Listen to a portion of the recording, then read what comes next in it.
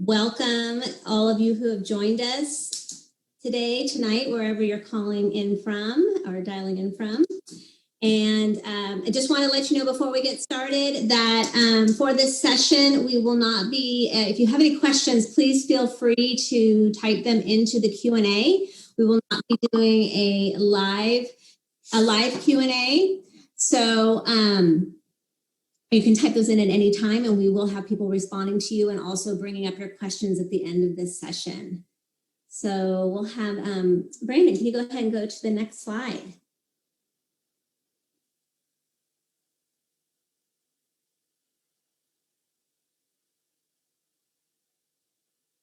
Oops, you're on mute, Brandon. Kim, you have him muted. I have him muted? It's what he thinks. I'm asking him to unmute. Let's go here. That's weird. There we go. I think that works now. Okay, we can hear you now. Perfect. Yay. I'm on the next slide. So again, thank you to all of you for joining us today. This session is being recorded, and so you'll be able to have the slides as well as the recording after today and the next day or so. But in addition to thanking you, we'd also like to thank our international partners who work with us at Elite Performance Solutions. We'd like to thank LearnFast, and they are based in Australia, so they serve Australia and New Zealand. We have Stronger Brains as one of our partners and based here in the San Francisco Bay Area. We also have Brain Maps that covers China. And then we have BrainFit, and they serve Singapore, Indonesia, Malaysia, the Philippines, Thailand, and Turkey. So without them, we could not do this. So we appreciate partnering with them. Go ahead and go to our next slide. I'd like to introduce you to your panelists today, and just again to explain that we will have Brandon present to you, and then after that we'll have a panel discussion, and then as mentioned before, if you type any questions into the Q&A, we'll be bringing up those questions as well at the end. But your panelists today include Prime Hall, who's a human performance coach, former Marine Raider and author. Russell Schilling, who is a former DARPA program manager and STEM education lead in the Obama administration. And then Dave Stanley, who's the director of learning ecosystems at LearnFast in Australia. So thank you to our panelists for joining us. And now I would like to introduce you to your presenter. Brandon Larson. Brandon is a mechanical engineer and systems theorist turned human performance researcher. His career has spanned research and development roles at NASA and the Boeing Company, several excursions into the startup world, and innovation work to build better performance outcomes for some of the world's most elite athletes as part of a Skunk Works sports science team at Red Bull. Today, Brandon is passionately obsessed with understanding human nature, helping parents apply the science of human development to inform their parenting and early education practices. So we're so glad he is here with us today. And Brandon, I will let you take it from here. Oh, wonderful. Thank you so much. First of all, thank you to EPS, Steve, Kim. This has been great to be able to have this opportunity, and then to the panelists. Don't ring me too hard at the end of this. I'm just kidding, but I look forward to having some fun with you guys. So, all right, shall we get started? So, I have to say hi. I'm Brandon. And just a little bit about me kind of can bring you some context to some of the approaches to the conversation today. But essentially, I'm a husband, I'm a dad, I'm a mechanical engineer, but I'm kind of the wily kind. I've kind of turned into more of this generalist technologist over the years. And I do end up getting a little speedy as a speaker whenever I get pretty excited. So apologies in advance if things go quick. Background's been in mechanical engineering. I worked on research and development at NASA. I'm actually down here in Florida today and saw a rocket launch this afternoon, which is pretty cool. Saturn or Atlas V. Couple jumps into the startup world. I have a mantra, which is conceive, create, repeat. I really like just kind of going through, thinking up ideas, doing the new things. I also did that same thing I have 2 kids, so the repeat part is over at this point. I really like surfing, cycling, hiking, and burritos, not really all at the same time. And then previously, I've just finished my work in sports science with Red Bull. And what I did there was kind of bring technology and some systems thinking to human performance as part of a team, a multidisciplinary team. The way people described it is kind of like James Bond has Q branch. So kind of was the Q branch for the James Bond athletes. This is what that looked like. That is myself tied to a bunch of helium-filled hot dogs, being Wiley. And on the other side is working with a world-class surf athlete, trying to discover maybe some of the things that might make him tick. And honestly, 10-year-old me really loves this career path, but is also often confused by it. So that's just a little bit about me. But my goal today really is, in talking about team building and resilience, I really want to think about this through the lens of core human needs and give some frameworks to that, because it's very contextual. It can be challenging to think about these things. And here's why. Essentially, I'm a scientist, but I have to kind of live and operate in the real world. And not a knock on science, but while science is done in these very rigorous ways, the way we actually experience the world is much more contextual and there's a lot more richness to it. So this graphic to me really summarizes that. So again, my goal today is really to give you some ways to think about building teams through the lens of core human needs, using research to inform that, while balancing it with how we actually might practice some of these things in the real world. So the journey today will be, in order to do team building to resilience, I think we have to back into it a little bit. The way we'll back into it is really understanding and level setting on what is resilience and these other things, these terms that get thrown around. We'll jump into the human stress response, which is why we need to have resilience, how that affects team dynamics and what team dynamics even are. From that, we can look at, teams are made up of a bunch of individuals. So we kind of really have to understand the individual at that level. And then we'll build back out into the interactions between individuals, which get us back to teams. We'll close it out with resilience. It'll be a little bit of a winding path, but I think we'll get on all right. So resilience, let's just get into it, knock it on the head. It gets thrown around quite a lot. It's easy to see why it gets confusing. It hangs out with, grits and hardinesses and mental strengths and toughnesses. But there's a lot of things that we have to understand when we look at this. So we'll go through a few processes now to kind of understand how that works. Let's see here. So in order to understand resilience and really level set on the definition or terminology or how we can talk about it, we do need to look a little bit about the human stress response. So the way I like to think about the human stress response, which is the way literature generally thinks about it as well, is that there's not necessarily a stress. There's a stressor and there's a stress response. So we have some change in our body's internal environment, and that environment creates some response.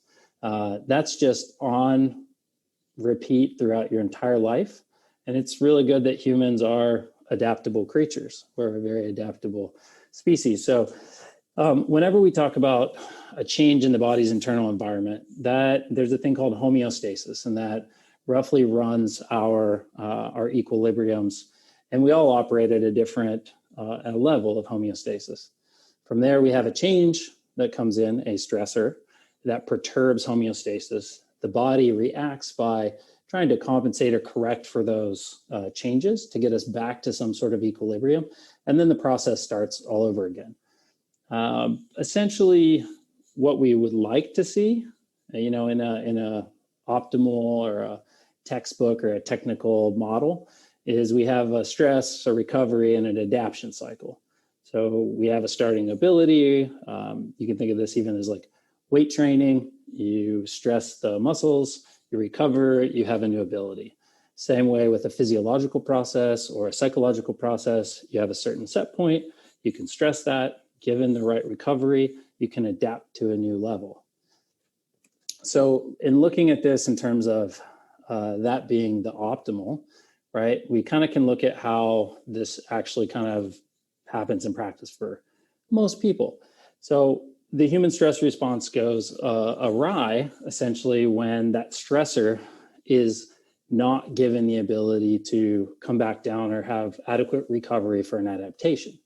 So this process is called allostatic load. So allostasis is what runs our homeostasis engine. You can kind of think of homeostasis as the bank and allostasis as the bank manager. And the bank manager is really trying to make sure that they have enough cash, that there's maybe not going to be a stock market crash, that just the bank can run. And we have withdrawals and we have deposits. But if we do too many of those things, then we can create a deficit in that. And that is our allostatic load. So as allostatic load increases, we actually increase our risk for disease. Allostatic load is measured by quite a lot of things. It's generally blood markers, oxidative stresses, quite a few things, not necessarily needing to go into that here. But the point here is that stressors, again, are really neither good or bad. Stressors are just things. They're just things that happen. And it's the stress response where kind of the rubber hits the road a bit. But the critical part of this, as we can see in the allostatic load models, is that recovery is really the most critical aspect of that. So now that we've kind of established this, we can look into how we talk about stress response strategies, which is where resilience and some of these other terms come from. They're all strategies. And again, I do want to caveat this by saying all these words that we use, stress response, resilience, grit, hardiness, these are all words that people have used over time to try and describe concepts, to measure observations, to create scientific literature. And so while the terms are excellent for what they describe in literature, they can sometimes be misinterpreted. And they're also, none of these terms are ever probably going to be perfect. Again, living in the real world, right? We talk about this one thing with an error definition, but it's really connected to so many things. It's very contextual. So there's really only two strategies if we talk about the highest level of strategies for response to a stressor. After that stress response, we can either have recovery strategies, or we can have endurance strategies. So we can just really build capacity to get through it, or we can work on how we recover from those things. Specifically, when we talk about recovery, that is what's called resilience. And on the hardiness side, that's really what we talk about more when we talk about enduring through something. Oftentimes, resilience, kind of in that intro slide of the little piece of grass growing through the concrete, we talk about perseverance at all costs, but that's not exactly what it is, especially by the definitions in the literature. So when we talk about recovery specifically, there's a very important thing to understand, and that is you can either manage the load of that stressor, so you can do different things to make the load a little less so that the recovery need isn't as great. Or if you can't manage that load, you have to have adequate recovery time in order to recover from that higher load. So this is what I often talk about as kind of dose or intensity or the frequency of something. When we understand the context of how stressors happen, when they happen, why they happen, how large or small they are, that's where we can start to really narrow in on specific strategies for specific people.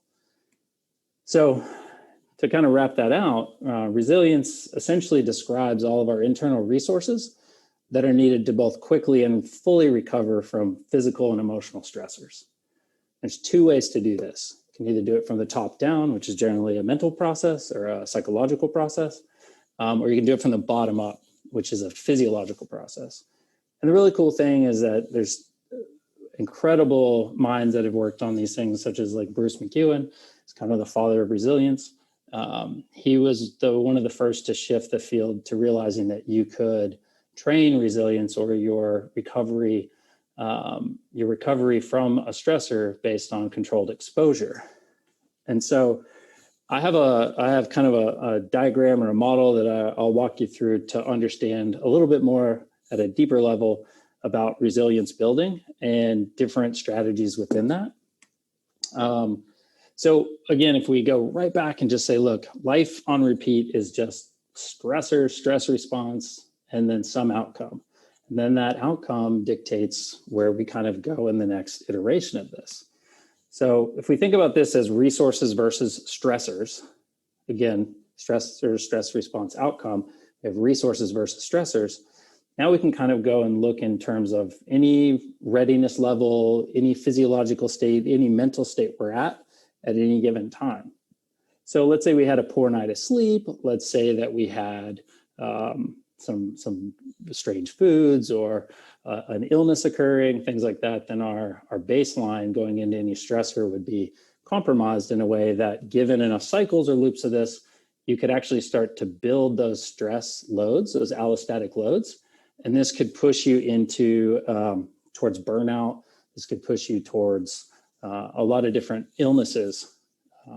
And so it's not so great. So we need to have some ways to manage those things. So this is what I look at in terms of management. Again, you can do top down or bottom up. And these are very high level, what you can do in the moment for managing kind of stressors. And these are going to be more of your psychological stressors, not a physical stressor, kind of something you're doing physically, right? Again, we're talking about teams, so we're likely going to be in more of a cognitive environment. But in this one, there's some really great resources from Andrew Huberman at the Huberman Lab out at Stanford. He's an excellent science communicator. But the main ways you can do this through the body or from the bottom up are managing with breathing. That's exhale, emphasize breathing. You can change your vision. A lot of times when we have stressors and we have a stress response, our vision narrows. And you can actively open that up to send signals back to the brain, which say, hey, maybe this isn't so bad. You can calm things down a little. Same with breath control being a form of stress control. You can also do this with motion. The reason why is that changing the body posture has some effects on your interpretation response to stress and also moving things out of the body, but also it creates optical flow through the optic nerve, which also reduces the stress circuits as well. But then in terms of the mind, it's a little harder to build these mental strategies. So almost anybody can learn to manage relatively easily stress response with the body. And because it's a physiological process, a stress response, you can then manage it with a physiological process. But using the mind is something that our sports psychologists like Eric Potter he would teach our Red Bull athletes things like reframing, looking for the positives in a situation, using self-talk, learning how to compartmentalize. And there's a lot of different techniques that one can use in order to get a little bit more control of the mind, to change the perception of a stressor in order to then manage the load or the recovery of that.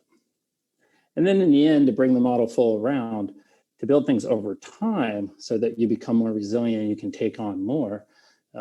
These are things where you would just have a higher capacity in terms of your body states and your mental states. The big areas for looking at those are specifically from the body side are sleep, nutrition, movement, how physically active you are, things like that. And then on the other side with the mind, it really comes down to your attitudes, your beliefs, mindsets, values, different skill capabilities that you can train, again, through inoculation or through a coach or all sorts of things. And then at Red Bull, we did a lot of this actually. You can see on the left here, we would do stress inoculation, having athletes here in a box, blindfolded, climbing through and next to large python snakes. We didn't tell them that the snakes had their mouths taped closed. So again, perception gets out of control. You climb through a box. We're there at all times to help debrief and to help them understand different techniques they can use right on the fly. So again, this is essentially a form of controlled exposure. Very, very, very extreme for your everyday person. You're not going to be on, like, let's say a tech startup team and go climb through a box of snakes. But again, in terms of generalizing these things, these are some examples. On the right-hand side, we took a group out to Montana, and I mean, who knew you can hire a bear? So we hired a bear, and essentially we walked out to this area in the woods, And we just had the guy who looked like he was a service worker running through the field saying there was a bear chasing him. And you can kind of see everybody responded a little differently. There was a reporter from one of the news channels out, and she took a tumble. But a couple of the other athletes really stopped and kind of gathered their wits about him. There's one, it's a little hard to see in the image, but there's a guy named Ian Walsh. He's a big wave surfer, surfs 80-foot waves. And, he has to learn to process this information before he makes a decision about it, because it means life and death in these things. So he really wanted to assess the situation before. You'll see him in there. He's the one that just stands up and just looks at the bear, which was a pretty interesting thing. But he's had a lot more stress inoculation training than most people in terms of these kind of sport areas. So if we look at this, really, resilience, in my layman terms, is really just the ability to kind of handle the nut shots that life gives out and roll with it, right? So this came in handy for me personally, because a lot of times on assignment to go out and collect data or understand more about an athlete's environment, we'd have to go, and I was usually the terrified scientist riding on the back of a jet ski or some other crazy thing, while being absolutely terrified out of my mind, but also having to do some work.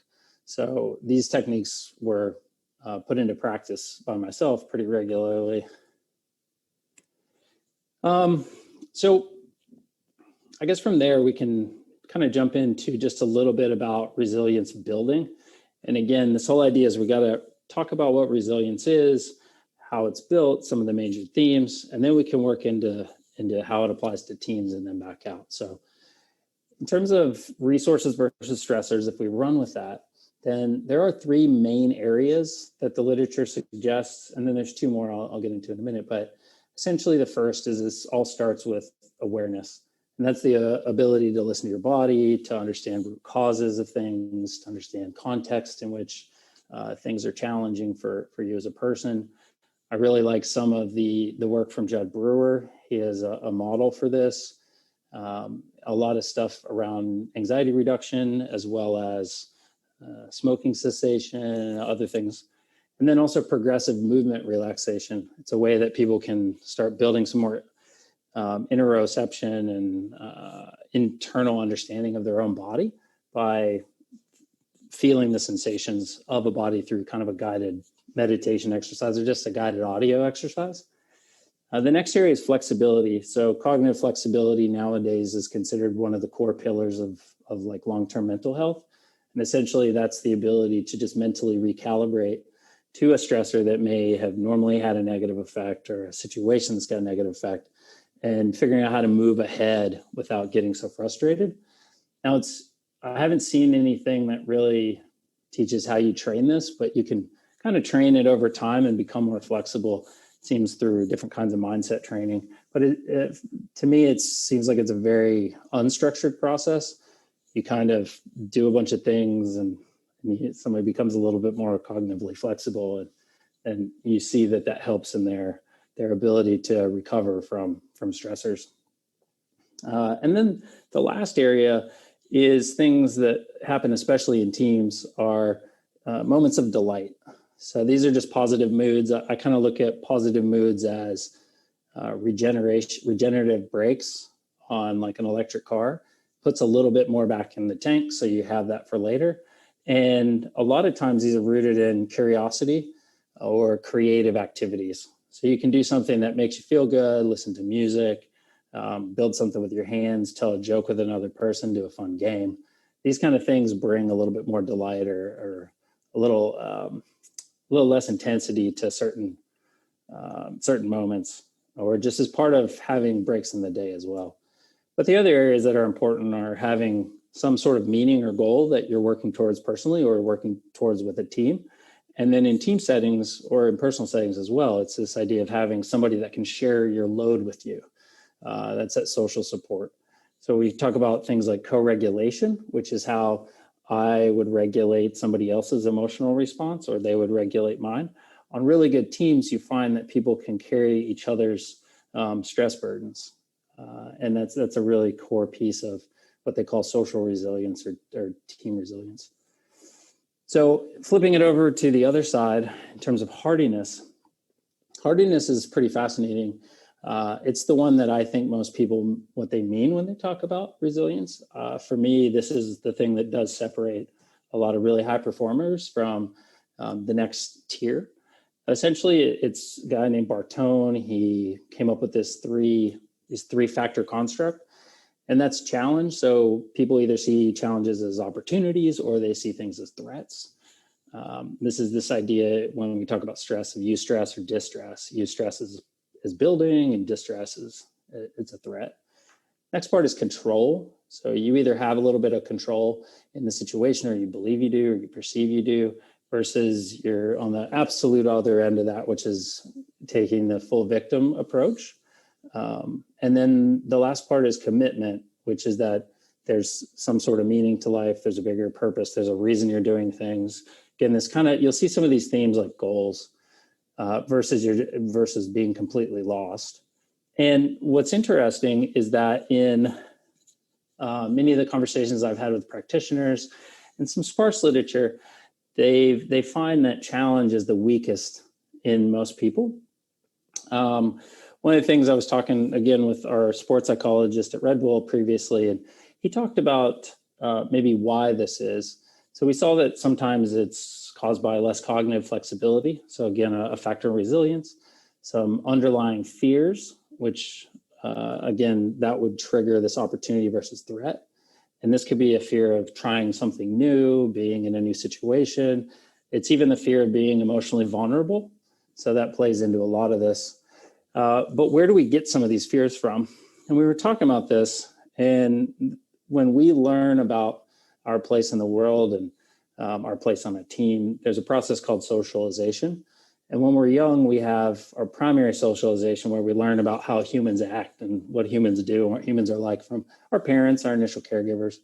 And then we learn about it in other ways, greater society. I'll talk about this a little more in a moment. But essentially, when we don't know or learn how to manage the social world kind of earlier in life, some of these social fears can actually hold us back and can hinder hardiness. So there's some pretty interesting things there. But the summary that we would use, so similar to being able to take some kicks in protected places for resilience, hardiness is really about being comfortable with being uncomfortable or having a really high frustration tolerance. So let's bring this back into teams. This is probably what people are really interested in a lot more. So this is a framework that I use for explaining team dynamics. And it's a very general model. It's really meant to emphasize the core human needs. And so this is at a survival and a social and emotional level. And what this is it's also meant to be very general. So this framework can apply to a coach to an athlete, a leader to a team, a parent to a child, a teacher to a learner, anything like this. But essentially, we have three areas. Those areas are the environment, the social component of the team, and then the individual context of ourselves on the team. So in terms of environment, that's like what you're there to do and your role and how you use your skills, things like that. On the social side is, how we team up with people. And then the individual aspect is really our inner world or our near to us inner world, the world that people don't always get to see. And when we think about this a little more and look at the intersections, this is where some other parts of literature come in that really describes some of these things very well. The first you can see marked with the number 1, how we work through our social world. So let's just call this as a team dynamic in sport, and we have a coach and we have something we have to do. The way that we learn to do things in that world better is through kind of skill acquisition that's mediated by our coach or our teacher or somebody that's there to help us grow and achieve our goal or help us achieve our part of the goal for the greater good. And that's really well described by a thing called scaffolding or Vygotsky's methods. I'll talk about that in a little more detail in a minute. The second area is sometimes referred to as like psychological safety. So we feel safe socially between somebody else and we feel some relatedness. And then in that third area, the marked by the 3, is when we are an individual doing a skill, we want to feel competent in that, and we want to feel that we can have some perception of control in how we feel competent in that.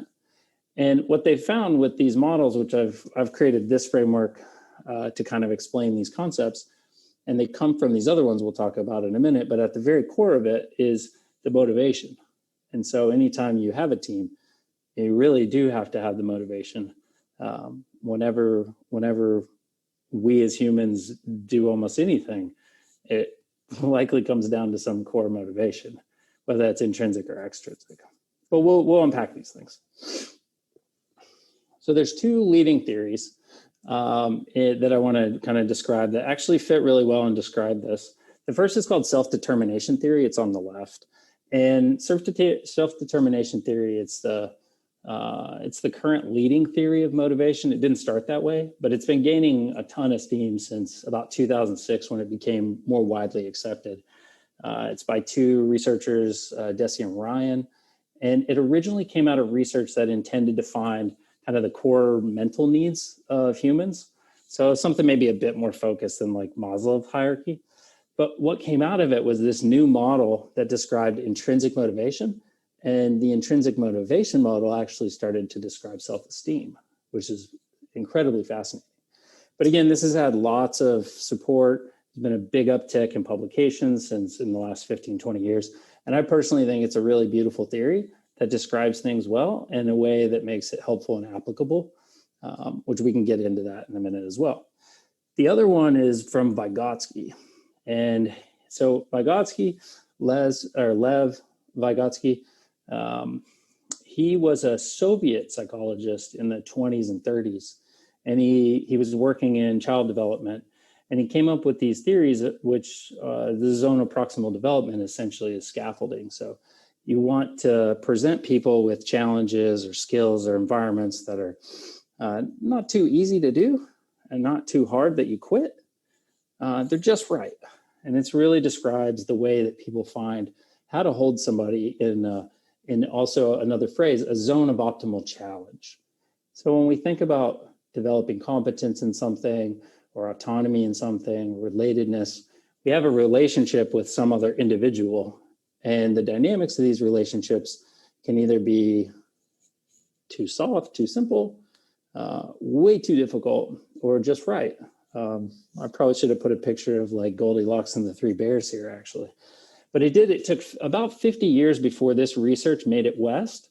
So in the last, since about the 1990s, this has been picked up a lot in coaching and child development, quite a few other areas. But it really provides a nice framework to think about why people are on teams, how to support individuals, how to support everyone as a group moving forward.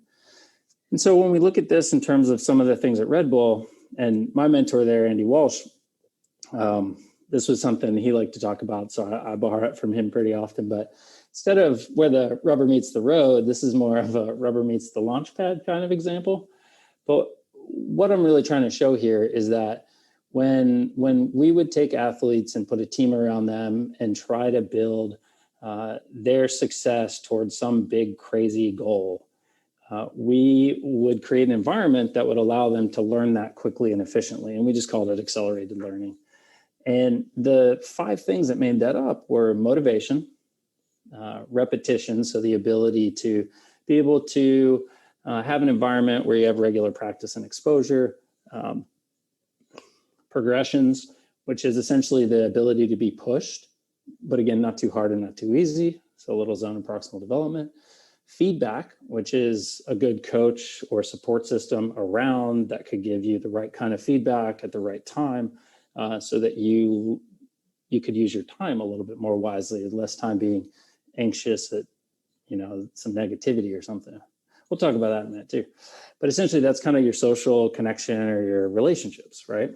And then the last part is the mindsets, which are about being open to trying other things, getting through obstacles. There's a lot of problem solving in this, but it's mainly that failure is okay and that frustration and friction are really part of learning. That's a hard one for a lot of people to to put on, but over time you can start to shift that. So this helps with cognitive flexibility, all sorts of things, right? But specifically with athletes, they come in very motivated.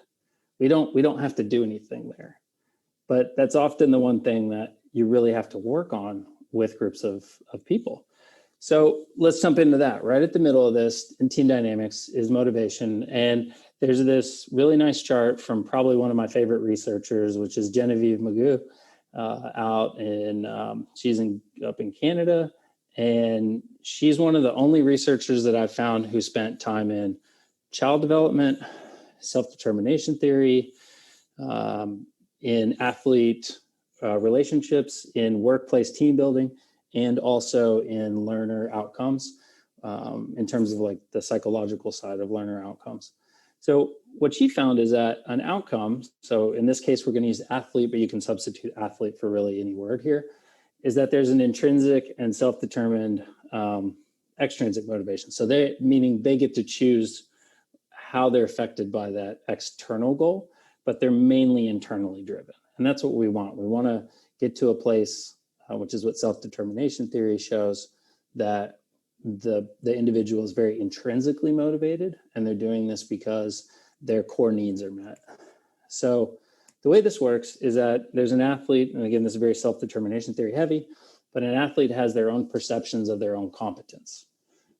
This would be some of those areas associated, Okay, so they have their perceptions of competence, they have their perceptions of autonomy, whether they're being controlled or not, and then they have their perceptions of relatedness, whether they feel supported or not supported by their team. And if you look even at like competence and relatedness, these are things where like imposter syndrome comes out. I was talking to some of the folks at HR at Google, and they said that something like 46% of all their developers have some form of imposter syndrome, because it's like, oh, I'm at Google. Oh, everybody's so amazing here. Like I shouldn't be here. And that can really cause challenges with your motivators. So it's pretty interesting. But what then affects those? So at the very top here, we have another individual. So that could be a leader, a teacher, a coach, a parent. But there's a structure and environment that's created by that individual, and that can affect the perception of somebody's competence. We also have the coaches, either their autonomy supportive behaviors.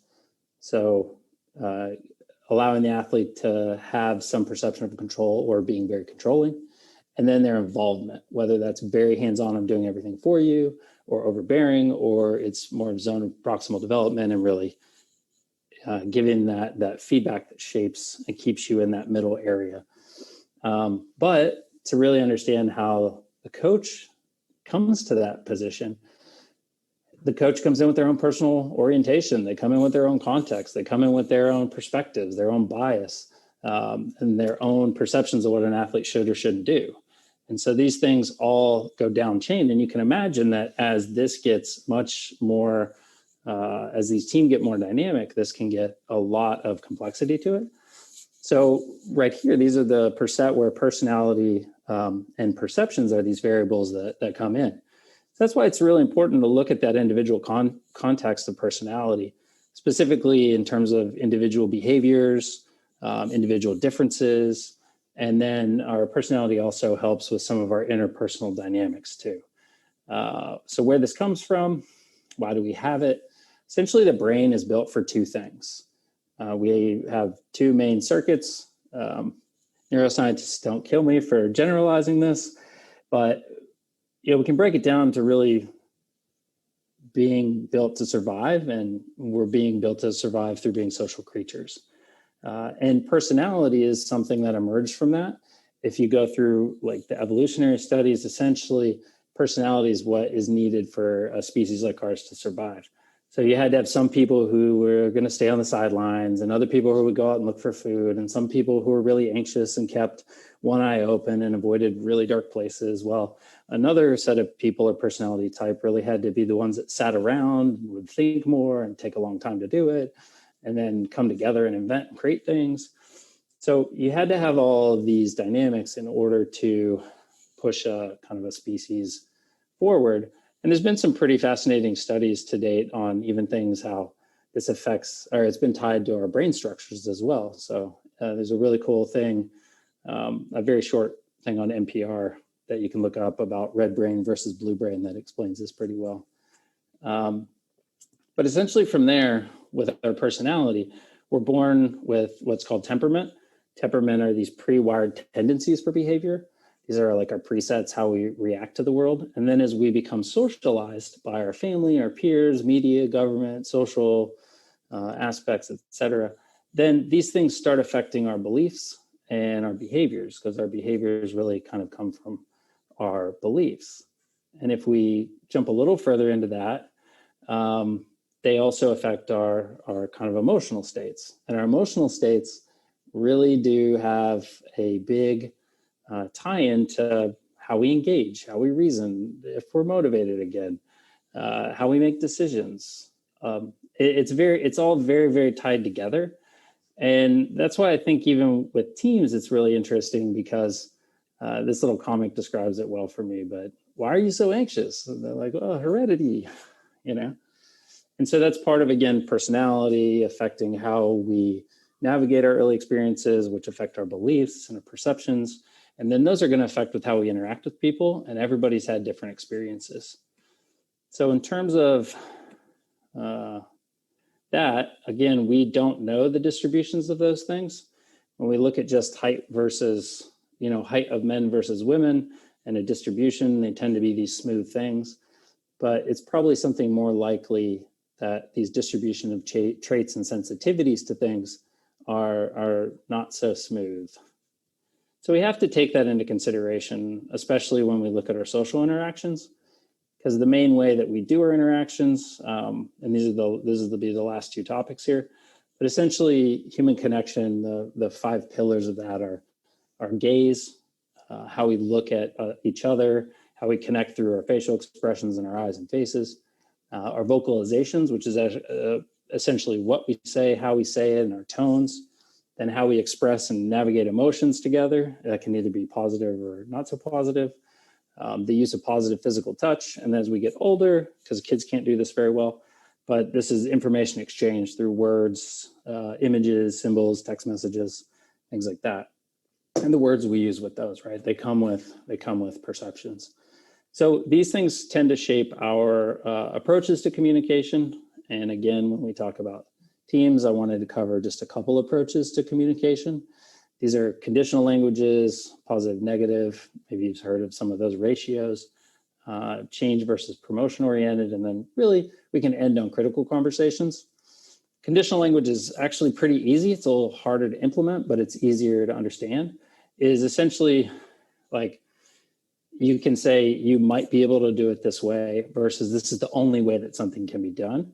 And when you give somebody that condition, it allows them to have an opportunity to make a choice. So they have a perception of choice and a perception of control, which gives them a perception of competence in their journey to build versus you have to do it my way or the highway. The other thing is in terms of positive, negative. There's been a handful of studies that got a lot of traction in 2012. There's a big management study. They looked at 60 teams and the literature kind of ran away with it from there and news media did. But essentially they found that 5.6 to 1, positive to negative, is the optimal thing for teams. You can get away with 3.1 and really anything 1 to 1 or less is not so great.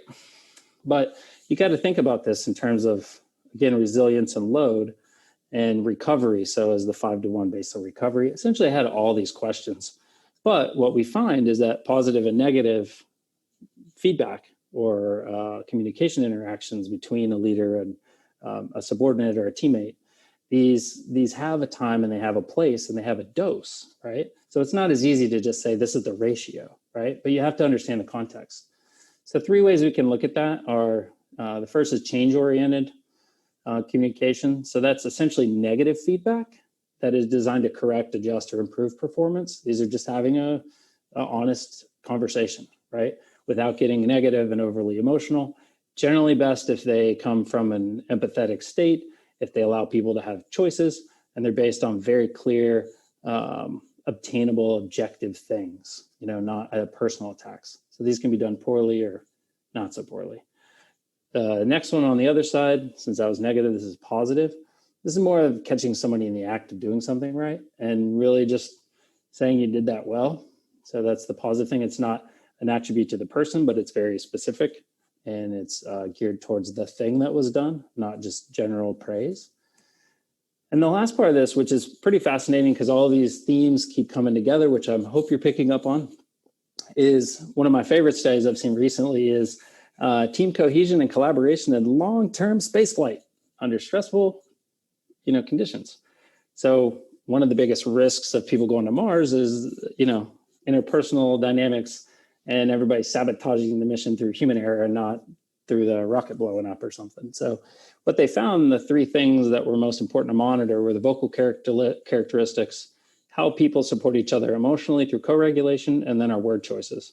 Because again, everybody's had different perceptions and beliefs, so our words affect each other differently. And so, wild ride. And I want to leave time for the panelists. I'm sorry for talking so long, guys. But in order to build teams and build resilient teams and understand those, we do have to consider the personality of the team. There's a lot of different tools and instruments you can use to measure those things. You can understand the communications within teams, how those are done. That can be positive, negative ratios. But I think it's a little better to understand the context of that. And then what supports individual well-being, which is generally motivation and self-esteem tied. And self-determination theory provides a good framework. And then in the end, it's considering the loads. So if we can manage the loads or we can help with recovery, we kind of can start checking the resilience boxes. And again, in the end, interpersonal stuff, man, it is hard. Like, it's not for everybody. We can all do a little bit better. Science has informed a lot, but in the end, it's kind of up to each individual team leader person to really either do the hard work or not, and find ways to support their team or find somebody else that can support the team or build the team better. So that's all I got. Thank you very much. Thank you, Brandon. Thank you so much. Oh, go ahead, Steve. Hey, Brandon. So, we've talked about this previously. So when I think about the load management, so I think neuroscience has great ways to measure load and load management.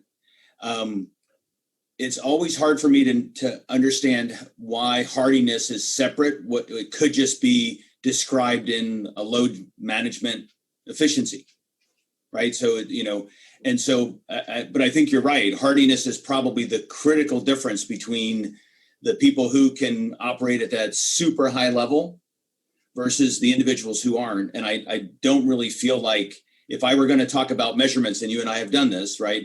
I can measure load. I can measure load in real time. I can look at efficiency of load movement. I don't know that I have a measure of hardiness. So I know Prime does a lot with water confidence, and water confidence might be the best way for us to assess who doesn't have good hardiness. But because it sure seems that way. Yet it's not. I don't know what makes water special about figuring out who's not going to be hardy, right? And so before you answer, though, if Prime wants to add to that, because I know that on the water side of training, he tries to increase water confidence for people who want to go through the selection pipeline. And water, if I recall correctly, other than getting injured, the water issues are the part where people kind of select out, or at least self-select out. So I don't know. And I still have nightmares about water survival training myself. Yeah. Yeah, I mean, just to add on to that, Brandon, first off, that was amazing presentation and very informative. So to go into that, yeah, it's also like you were talking about with the Red Bull athletes. It's fear inoculation. It's fight or flight. A lot of humans have a fear of the water, whether even from memory, some of us can't even recall or pull out, that happened when we were infants or younger, where we had a bad incident in the water. So, but the other part is that we have a mammalian dive reflex. So as soon as we cross that threshold and go underwater, there's a survival mechanism that kicks in. And so, I mean, all of this is fascinating. I do have some questions, but I want to let you finish that one, Steve. Yeah, I would just add to what you guys said and kind of try to answer quickly what Steve was getting at is, I think it's important that, science tries to understand a lot of things observationally before fMRIs and a lot of things existed. And so they have this terminology they use. And I think we're always getting closer to trying to understand like the neural basis or the physiological basis of resilience or hardiness or these things. So I think those are still very open areas. But I would agree with you. I think in the end, in my time, I've come to realize and believe, whether it's true or not, is that all these are biological processes. Psychology is a biological process. So it's just interesting, yeah, lots of questions to suss out. Yeah, Brandon. So I was thinking while you were talking. So you kept on talking about cognitive flexibility, and it just reminded me that one of the things we've tried in when I was doing some projects in education, and I think it's true in the military as well, is to try to break out social emotional issues from executive functioning issues. And one of the things that I've observed is that when you're dealing with kids or adults who have been coming up with chronic stress in their lives, that's a different starting point than your starting point for a lot of others. And so that individual basis, figuring out how to level set at the beginning to bring your recruits or your students or athletes up to the same level as the other ones, maybe on the executive functioning from working memory and decision making and emotional control, is a huge issue as well. So yeah, context matters, right? Really huge. Brandon, my compliments. I cannot believe how much you packed in there, and just a really smooth flow to it all. I'm very thankful this is recorded, and I think there's a whole lot of coaches, managers, team leaders that will replay this again and again. Just every time you listen to it, I think there'll be a new element to pull out of it on team building, on resilience. The concept of recovery speed really caught my attention, and the fact that you can prepare for that mentally and physically. But have you got any clues of what a coach, a team leader can do to help recovery besides the preparation after the event? What can speed that recovery process? I really like that graph on adaptivity. How do we as leaders, team builders, speed that recovery? Yeah, that's a really good question. I think it's also an area a lot of people are digging into a lot of research on. The Red Bull side, towards the last year I was there, we were starting to implement different things such as vibrational stimuli, different kinds of auditory experiences, things like that, where people can just kind of decompress and take the load off the mental engine. And then physical recovery is it's a little more understood, I guess, but essentially just having the time and space. Sometimes it's just talking about what happened, debriefing, right? Because that's kind of the other side of, you compartmentalize things, even if you know it or you don't know you do. And then you need to kind of unpack those things. And if you can unpack them, especially with a professional or with somebody that's trained, then I think you can accelerate different kinds of recovery. And that's where, even on the trauma side, to talk about that, which again, I'm not an expert at all, but on the trauma side, allowing people to basically decompartmentalize those things and dissipate them. That's just, a recovery that's done with a practitioner. It's actually pretty quick compared to not having access to that and carrying it your whole life, overly generalizing, obviously. Superb, mate. Thank you again. I've got a bunch of stuff that you threw out there, references that I've got to go now look up and research and review. Really great talk, and actually links back to several of the other sessions that the Elite Performance Solution Mob have had on a couple of past webinars. So I think it's really good. It's going to get people linking and iteratively looking at these recordings. Great talk, mate. Thank you. All right, thank you. Any other question? Any questions from the audience? You can type them into the Q&A. And if Tom or Steve, you have anything to add or any questions you could read that have come through? I can't see those. So if somebody has, Yeah, no, we're good on that side. I did want to add that I appreciate that I know I can move my slider bar a little bit for positive and negative feedback. So I'm glad I got to see that visual there. So thank you. One thing that I think probably would be of interest to a lot of the folks that are going to watch this later on, knowing their background, a lot of your talk focused on group dynamics and team dynamics. Is there anything kind of as like a free hint or thought that may be different for maybe an individual interaction and helping with dealing with some of that performance under pressure outside of what you see with teams? Yeah, that's a really good question. I think if my brain's going in one way, but I'm trying to put it back in a different way. I think with that, it really kind of comes down to I think it comes down to co-regulation, like how two people affect each other's biology. And, one person being a little calm, one person choosing their words a little bit more wisely, having a little bit more patience, coming from a point of empathy and giving options for solution paths and putting the power to make change or the power to move forward in the other person's hands. People say you can lead a horse to water, but you can't make him drink. And I think that's a really flawed example, because you shouldn't make it drink, because it might not be thirsty then. You might have just brought the horse when it wasn't ready to drink. And so you can provide these things for that other individual or for a team, which I think it's harder to do for a team because there's so many people potentially. But I think being there from a place where you understand that you're going to set something for that person and they can take it or leave it, but that's out of your control and you have to kind of accept that. But I think that's a good place to start. Awesome. Thank you. Great. I have a question on scaffolding. Go ahead. So there's a lot of references that flow is somewhere in between boredom and panic to enter a flow state, but obviously you have to have some degree of challenge in there. So the scaffolding is an amazing concept to start narrowing down where that exact point would be for an individual or a team.